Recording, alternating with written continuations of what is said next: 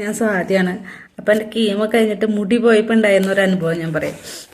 മുടി പോവാന്ന് പറഞ്ഞു കഴിഞ്ഞാൽ മുടി എന്ന് വെച്ചാൽ ഭയങ്കര ഇഷ്ടമായിരുന്നു. അപ്പോൾ കീമോ ചെയ്യാനായിട്ട് ചെന്നപ്പോൾ ഡോക്ടറോട് ഞാൻ ചോദിച്ചു, സാർ എൻ്റെ മുടി പോകുമെന്ന് ചോദിച്ചു. അപ്പോൾ സാറ് പറഞ്ഞു, അറിയില്ല, പറയാൻ പറ്റില്ല, ചിലർക്ക് പോകും ചിലർക്ക് പോവില്ല. അപ്പോൾ ഞാൻ സാറിനോട് പറഞ്ഞു, എനിക്ക് മുടി പോവില്ലായിരുന്നെങ്കിൽ എനിക്ക് തന്നെ എൻ്റെ മുടി വിഗാക്കാനായിരുന്നു എന്ന് പറഞ്ഞു. കാരണം അത്യാവശ്യം ലെങ്ത് ഉണ്ടായിരുന്ന മുടിയായിരുന്നു. അങ്ങനെ ഡോക്ടർ ഉറപ്പ് പറയാത്ത സ്ഥിതിക്ക് നമ്മൾ മുടി വെട്ടി വെച്ചില്ല.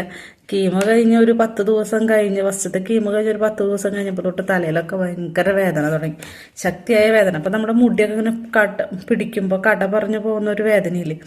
അപ്പോഴാണ് എനിക്ക് മനസ്സിലായത് മുടി കൊഴിയാനാന്ന്. നോക്കിയപ്പോൾ കയ്യിലും ചീർപ്പിലും കിടക്കുന്ന കിടക്കയിലും തലോണയിലും ഒക്കെ മുടി, നടക്കുന്നിടത്തൊക്കെ മുടി കൊഴിയാം. അപ്പം ഞാൻ എന്ത് ചെയ്തു, എൻ്റെ മുടി ഇത്ര വെച്ച് വെട്ടി. കാരണം ലോങ് ആയിട്ടുള്ള മുടി ഇങ്ങനെ ഈരുമ്പോൾ തലയിലത്തെ വേദന ഒന്നും കൂടി സഹിക്കാൻ പറ്റാത്ത വേദന വരുന്നതുകൊണ്ട് ഞാൻ മുടി വെട്ടിയിട്ട് ഇങ്ങനെ ഈരി മുടി ഇങ്ങനെ റൂമിൽ ഇങ്ങനെ റൗണ്ടിൽ ഇങ്ങനെ കിടക്കുക, മുടി ഇങ്ങനെ കൊഴിഞ്ഞ്. അപ്പം എൻ്റെ മോനും മോൻ വന്നിട്ട് ചോദിക്കുക, അമ്മ ഇനി ഇങ്ങനെ സിന്ദൂരം തൊടാന്ന്. അവൻ്റെ മനസ്സിലുണ്ടായിരുന്ന ഒരു ആശങ്കയായിരുന്നു. കാരണം ഞാൻ എപ്പോഴും സിന്ദൂരം ഇല്ലാണ്ട് എൻ്റെ മക്കളെന്നെ കാണില്ലായിരുന്നു. അപ്പോൾ ഇതെങ്ങനെ സിന്ദൂരം തൊടുക. പിന്നെ മോനൊക്കെ ചെറുതായിരുന്നു. എൻ്റെ മോന് 5 വയസ്സുണ്ടായിരുന്നുള്ളൂ എനിക്ക് ക്യാൻസറാന്ന് പറയുമ്പോൾ. അപ്പോൾ മോനും മോളും ആയാലും എൻ്റെ അടുത്തേക്ക് വരാനൊക്കെ ഒരു പേടി, വിഷമം, എന്നെ അങ്ങനെ കാണുമ്പോൾ ഉണ്ടാകുന്ന ഒരു ബുദ്ധിമുട്ട്. അത് കഴിഞ്ഞിട്ട് 10 ദിവസമൊക്കെ കഴിഞ്ഞപ്പോൾ അടുത്ത കീമോ 21ാമത്തെ ദിവസം കീമോയ്ക്ക് പോകുമ്പോൾ ഞാൻ എന്ത് ചെയ്തു, മുടിയൊക്കെ കൂടി ഇങ്ങനെ ഒരു ബണ്ണിട്ട് വെച്ചു.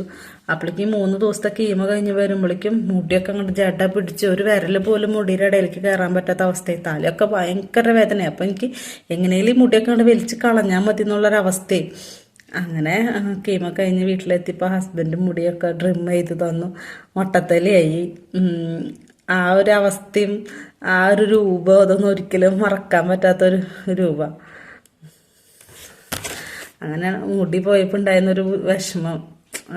പിന്നീട് കുറച്ച് നാൾ കഴിഞ്ഞപ്പോൾ പുരുകം പോയി, പീലി പോയി, നമ്മുടെ മുഖം കണ്ണാടിയുടെ മുന്നിൽ നോക്കാൻ തന്നെ നമുക്ക് വിഷമമായി തുടങ്ങി.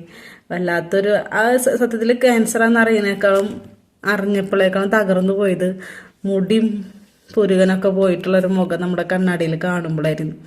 വല്ലാത്തൊരു, പെണ്ണുങ്ങളുടെ കാര്യം പറയണ്ടല്ലോ, സൗന്ദര്യം എന്ന് പറയുന്നത് എല്ലാവർക്കും ഇഷ്ടമുള്ളൊരു കാര്യമല്ലേ. അതില്ലാത്തൊരവസ്ഥയിൽ മുഖം കാണുമ്പോൾ ഭയങ്കര വിഷമമായിരുന്നു അതൊക്കെ.